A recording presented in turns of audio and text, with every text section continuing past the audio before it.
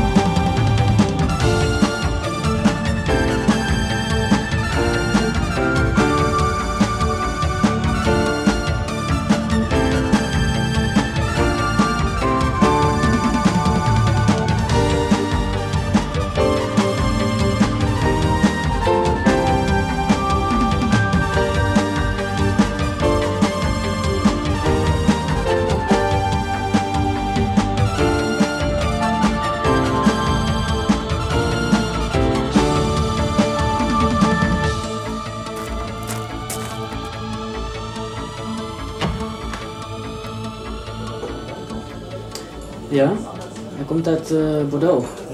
Het is inderdaad een hele leuke wijn. Hij is gisteren uit... Ah, qu'il est bon cette année. Ça connaît le tien de vignoble. Dans le nouvel État belge créé en 1831, il n'y avait pas de distinction entre les Wallons, les Flamands et les Bruxellois. Dans la Constitution de l'époque, il n'est question que de citoyens belges. Et on ne parle que de la nation, comme on l'entendait alors, c'est-à-dire une nation homogène belge confondue avec l'État belge. C'est ce qu'on appelle l'État-nation. On n'imaginait pas à cette époque que les Wallons en tant que Wallons, que les Flamands en tant que Flamands, pouvaient ou devaient avoir des droits spécifiques. Tous ceux qui avaient droit à la parole dans la Belgique de 1831 estimaient que tous les citoyens belges faisaient partie d'une seule grande collectivité, la nation belge souveraine et représentée par le Congrès national.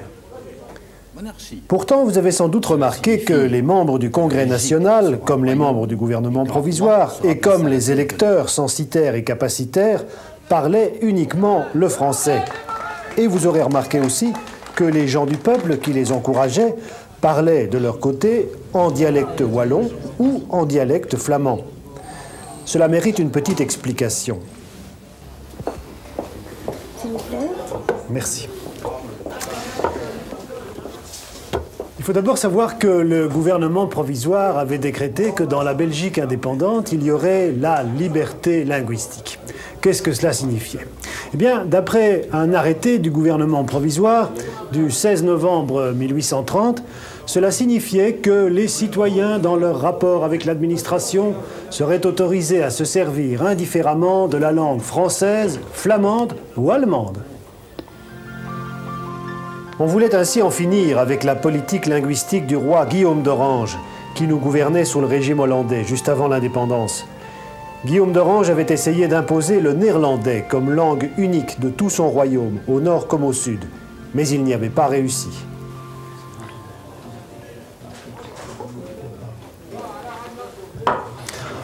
La nouvelle constitution belge, la constitution de 1831, disait simplement que l'emploi des langues était facultatif. Cela voulait dire laissé à la liberté de chacun. Cela, c'était les textes. Mais dans les faits, la langue française était la seule langue que parlaient les notables et la bourgeoisie en Belgique. Et lors du vote pour le Congrès national, les électeurs censitaires avaient élu beaucoup de représentants élevés dans le culte de la Révolution française. La Belgique officielle se sentait membre à part entière de la grande culture française.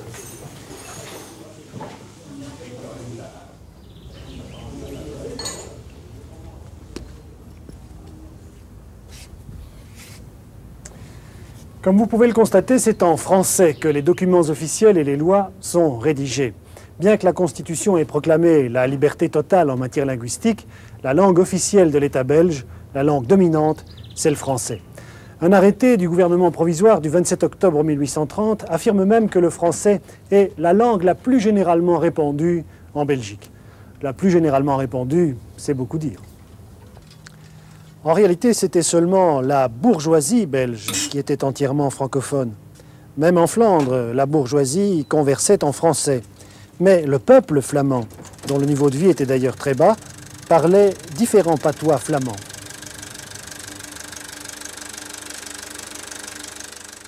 Le militaire, qui refusera d'obéir aux ordres de son supérieur, sera puni d'incorporation dans une compagnie de correction pour le terme de 5 ans. En temps de guerre, si le fait à cette époque, les masses populaires, qu'elles soient wallonnes ou flamandes, connaissaient souvent la misère la plus noire. Mais cette misère, les Flamands la ressentaient avec encore plus de peine, car en plus, ils étaient administrés, jugés et commandés dans une langue qui n'était pas la leur, le français. Et pour ceux qui allaient à l'école, les cours leur étaient donnés là aussi, en français. Sans y être autorisé. Wat zegt hij, man? Pendant plus de 3 jours en temps Iets de van guerre, doodschieten, geloof ik. pendant plus de 8 jours en temps de paix. En Wallonie, le français n'était pas non plus la langue du peuple, mais les masses wallonnes ne ressentaient pas cela comme un drame. Il y a beaucoup de points communs entre les patois wallons et le français. Aussi, les Wallons acceptaient-ils d'apprendre le français comme langue véhiculaire? Pour les Flamands, la langue française est perçue comme un joug, comme une contrainte. Et l'on voit dès lors apparaître vers 1840 un mouvement flamand qui exige pour les Flamands le droit à être administré, jugé, commandé et enseigné dans sa langue. Qui est le flamand? L'on ne parle pas encore du néerlandais.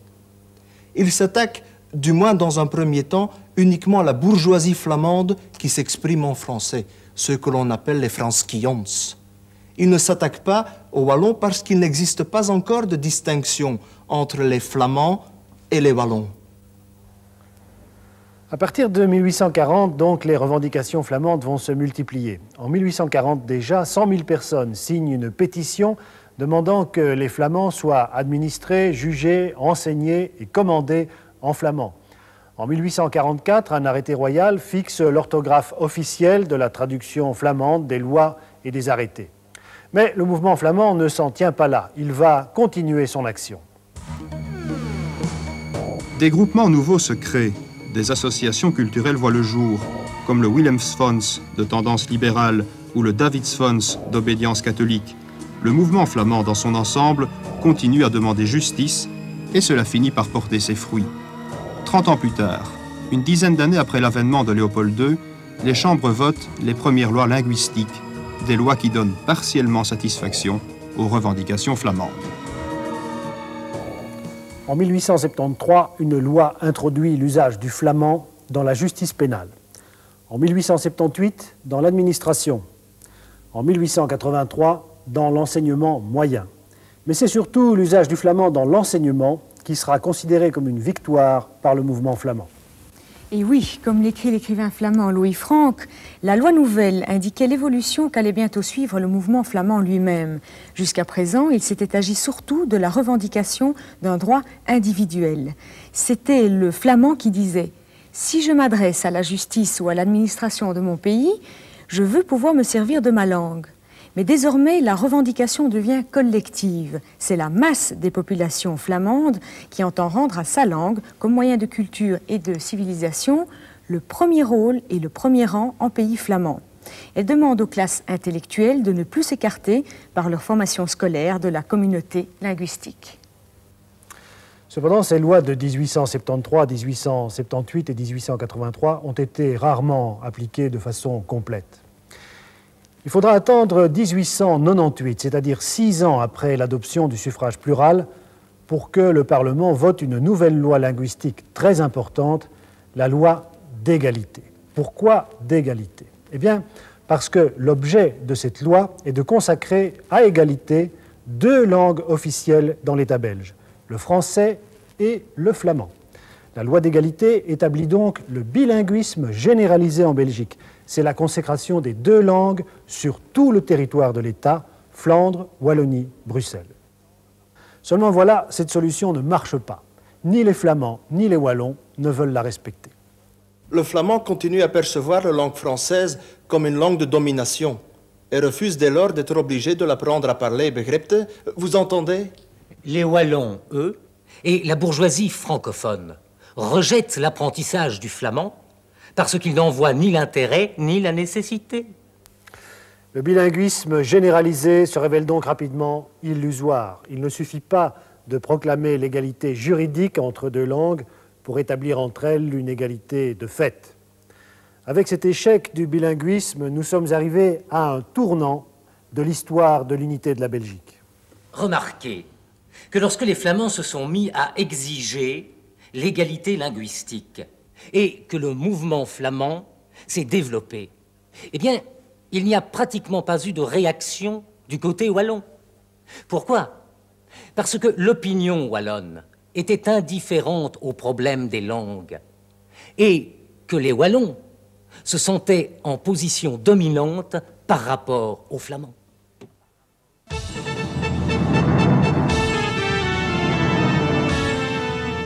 Et puis, on ne peut pas encore parler de prise de conscience wallonne.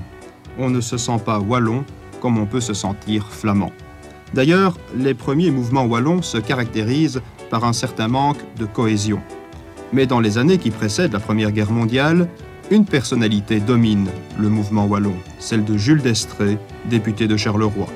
D'Estrées publie en 1912 une lettre au roi. Cette lettre est devenue par la suite une véritable charte du mouvement wallon. Dans cette lettre, qu'il adresse à Albert Ier, Jules d'Estrées constate l'existence de deux communautés linguistiques et propose de modifier le statut de droit public de la Belgique. Non, sire, il n'y a pas de Belges. La fusion des Flamands et des Wallons n'est pas souhaitable. Pour que cet État politique formé de deux peuples distincts puisse poursuivre harmonieusement ses destinées vers une prospérité commune, il faut qu'aucun de ces deux peuples ne soit lésé ou ne puisse se croire lésé au profit de l'autre. Équilibre que votre charge vous convie à réaliser, équilibre difficile et délicat, mais qui est la condition même de l'unicité et de l'amour de votre royaume. Au pis-aller, si c'était la séparation complète, pourquoi ne pourrait-elle pas se réaliser dans la concordance et l'harmonie?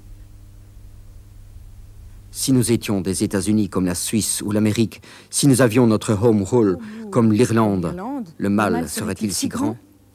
Une Belgique faite de l'union de deux peuples indépendants et libres, accordée précisément à cause de cette indépendance réciproque, ne serait-elle pas un État infiniment plus robuste qu'une Belgique dont la moitié se croirait opprimée par l'autre moitié? Un texte prémonitoire, non? Mais à part cela, la lettre de d'Estrées est surtout une attaque contre ceux qu'il appelle les flamingants.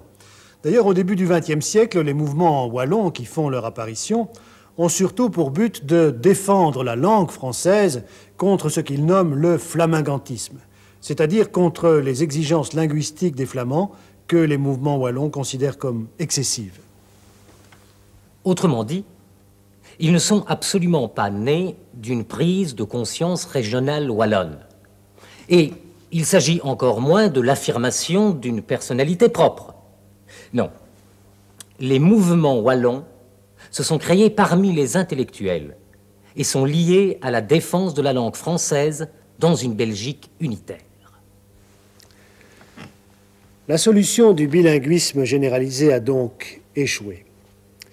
Une autre solution va être adoptée dans l'entre-deux-guerres, toujours sous la pression du mouvement flamand qui s'est encore renforcé après la Première Guerre mondiale.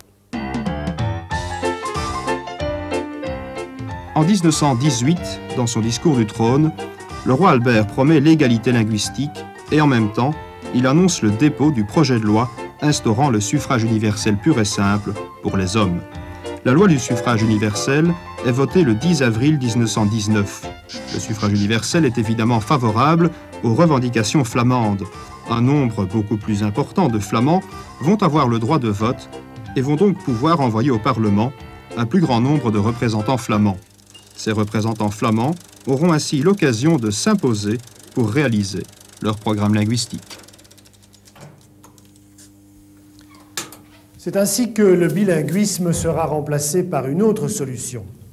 Entre 1932 et 1938, le Parlement adopte une série de nouvelles lois linguistiques dans le domaine de l'enseignement, de l'armée, de l'administration et de la justice. Ces nouvelles lois appliquent le principe de l'homogénéité linguistique des régions.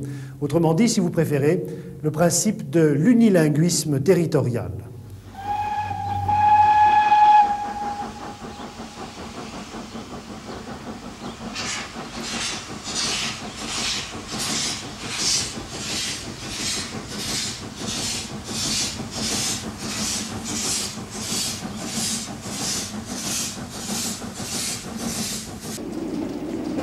Unilinguisme territorial.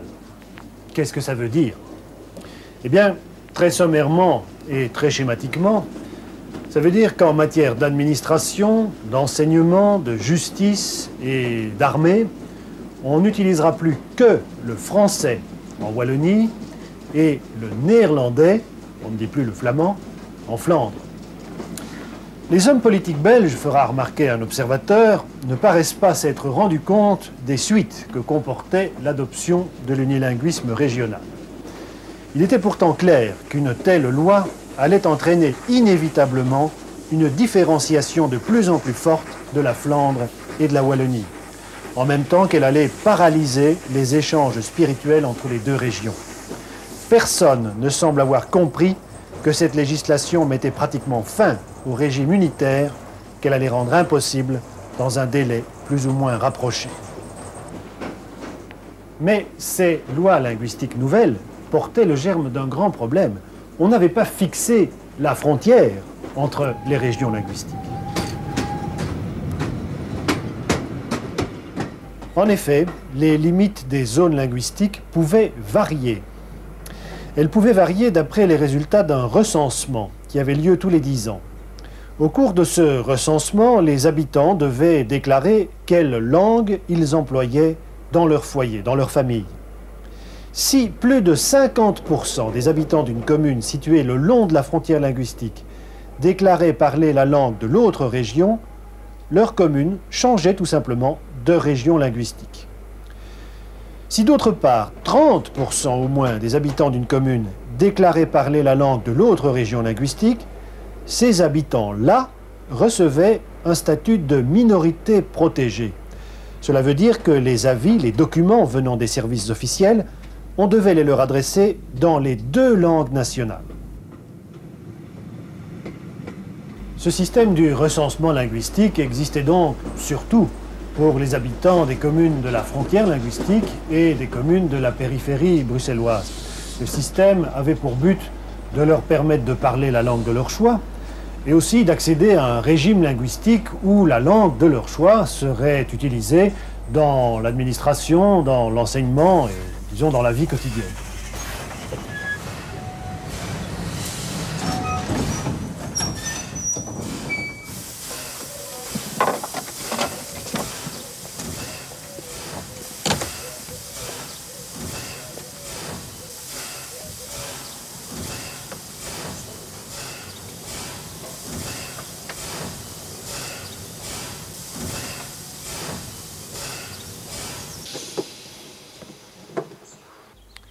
Voilà donc un exemple d'application de ce système. Comme vous le voyez, l'effet du système du recensement linguistique, c'est que la frontière linguistique pouvait varier, elle pouvait se déplacer.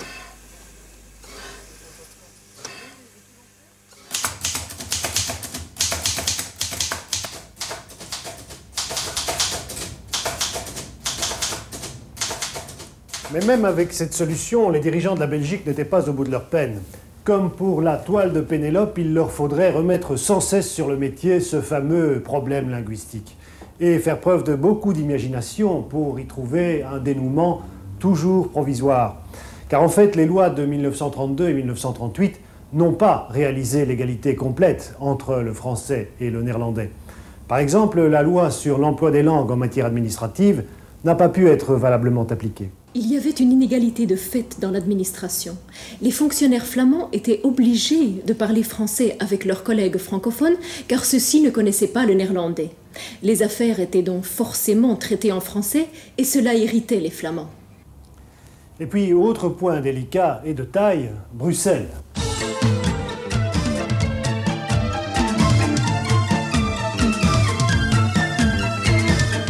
La situation linguistique à Bruxelles n'évoluait pas dans un sens favorable aux Flamands. La progression de la langue française, la francisation de Bruxelles, n'était pas arrêtée. Au contraire, avec le système du recensement linguistique, la francisation progressait même dans l'agglomération bruxelloise. La langue française se répandait dans des zones originellement flamandes. C'est ce qu'on a appelé du côté flamand le phénomène de l'olivlek, de la tache d'huile. Ainsi donc, pendant près de 50 ans, les Flamands ont développé une conscience, une communauté flamande à travers leurs revendications linguistiques et culturelles. Et pendant ce temps-là, que se passait-il en Wallonie?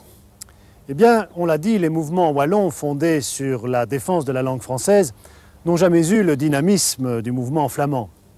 Par contre, la prise de conscience wallonne va naître des difficultés économiques de la Wallonie.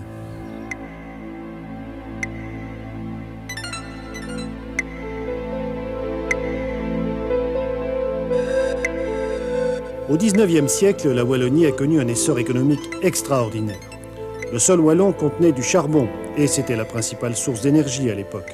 Le sol wallon contenait aussi du minerai de fer, nécessaire à la fabrication de l'acier. La main-d'œuvre était suffisante, et d'ailleurs renforcée par des ouvriers flamands et étrangers. L'économie mondiale était florissante, et les entreprises wallonnes trouvaient de nombreux débouchés sur les marchés étrangers, avec des produits correspondant à la demande. À la même époque, la situation économique de la Flandre était précaire. C'était une région essentiellement rurale, mais l'agriculture était en crise. Il y avait peu d'industrie et la population ne s'accroissait pour ainsi dire pas. Au XXe siècle, renversement de situation. En Flandre, la production agricole se développe et se spécialise. La chute de la population est freinée. En Wallonie, en revanche, le déclin économique commence après la Première Guerre mondiale et s'accélère après 1945. Les charbonnages s'épuisent et on doit les fermer. Les industriels wallons n'investissent pas assez, ils ne renouvellent pas assez vite leurs machines, ils n'adaptent pas leurs produits aux nouvelles demandes du marché. De grandes sociétés métallurgiques préfèrent installer des usines sidérurgiques plus près de la mer, c'est-à-dire en Flandre. L'activité du port d'Anvers se développe, il devient un atout économique essentiel. Les gisements de charbon du Limbourg sont mis en exploitation avec des équipements modernes. Bref, la Flandre connaît à son tour l'expansion économique.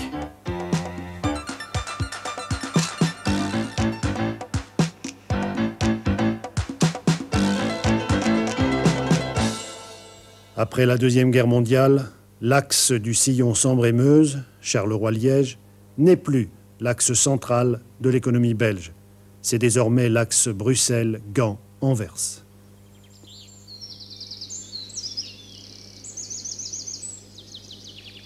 Mais l'économique et le linguistique se confondent et forment un tout, un ensemble. Ainsi, la prospérité économique nouvelle de la Flandre va stimuler le mouvement flamand. Et ce mouvement va aussi être encouragé par la prise de conscience nationale des Flamands, c'est-à-dire la prise de conscience de leur existence en tant que peuple. Alors, le mouvement flamand va se mettre à exiger l'homogénéisation complète et totale du territoire de la Flandre. Autrement dit, le mouvement flamand va exiger la fin du flottement de la frontière linguistique et des mesures contre la francisation des communes de l'agglomération bruxelloise, de la périphérie bruxelloise et de la frontière linguistique. Schématiquement, le mouvement flamand va demander le clichage de la frontière linguistique pour protéger la Flandre contre tout nouvel empiètement territorial.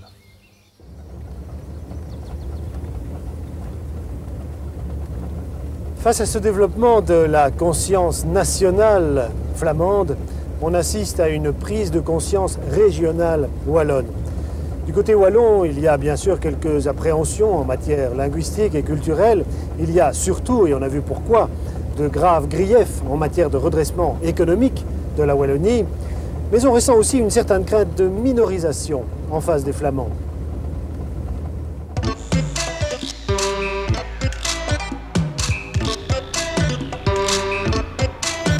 La population wallonne a toujours été moins nombreuse que la population flamande et donc moins représentée ici au Parlement. Mais à la fin des années 50, une crise démographique grave frappe la Wallonie. À titre d'exemple, sur 1000 habitants, il y avait en 1876 467 Flamands, 425 Wallons et 108 Bruxellois. En 1960, sur 1000 Belges, il y a 510 Flamands, mais il n'y a plus que 336 Wallons et il y a 154 Bruxellois. Par conséquent, les Wallons se mettent à ressentir un complexe de minorisation. Ils s'inquiètent de la différence croissante entre le nombre de parlementaires néerlandophones et le nombre de parlementaires francophones. Et cette différence devient encore plus inquiétante lorsque le territoire des régions linguistiques devient homogène, qu'on ne peut plus le modifier. En effet, la population francophone ne pourra plus s'accroître par la francisation de certaines zones territoriales. Ce tableau montre les progrès de la représentation flamande à la Chambre des représentants et en même temps le phénomène de minorisation des Wallons.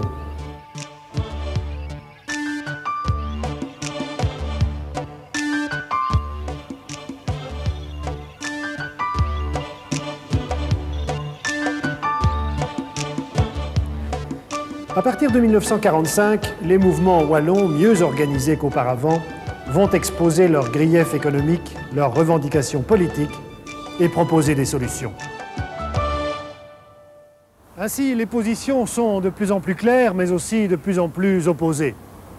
Les problèmes linguistiques soulevés au départ par les Flamands se sont doublés d'inquiétudes économiques et politiques du côté wallon.